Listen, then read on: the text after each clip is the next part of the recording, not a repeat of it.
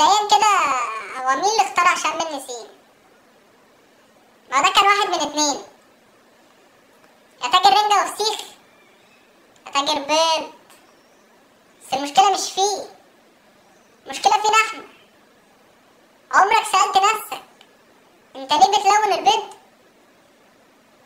يعني هو هيقلب كيوي لما تلونه؟ ما هيفضل بيض زي ما هو.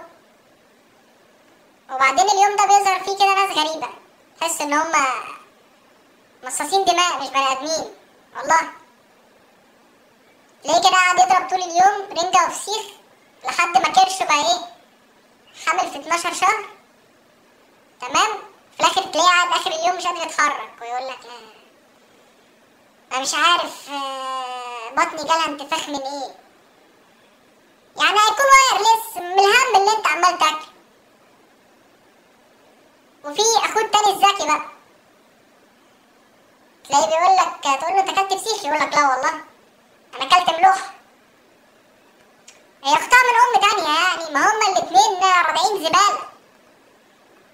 وبعدين يعني انت مش تستر نفسك وتقعد بهمك في البيت بفسيخك ورنجتك؟ لا، المصريين يموتوا لو شافوا عشب اخضر فاضي لوحده. ازاي نسيبه؟ لازم ننزل نوسخه. مصر كلها بقالنا 90 سنة بنعمل نفس العادة القذرة. تلاقي كل واحد فسيخ ورنجة ونازل على أقرب جنينة جنبه بيعملوا مسابقات. يعني جرب انت مثلا حديقة الطفل أو الحديقة الدولية، دول تقريبا يعني أكتر مكانين بيجمعوا بشر في اليوم ده. جرب انزل روح في شم النسيم، يا لهوي ايه ده؟ ده في مسابقات، يعني عارف مسابقات التزحلق على الجليد؟ دي مسابقات بقى التزحلق على الليمون. بجد والله يعني حاجة بشعة.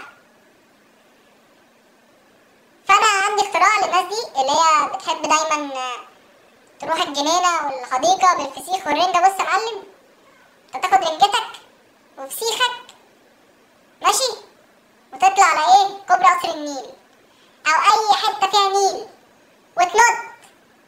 واول ما تنط والمصحف لاشيل السدادة ماشي. وبعدين لو اي حد شك في واحد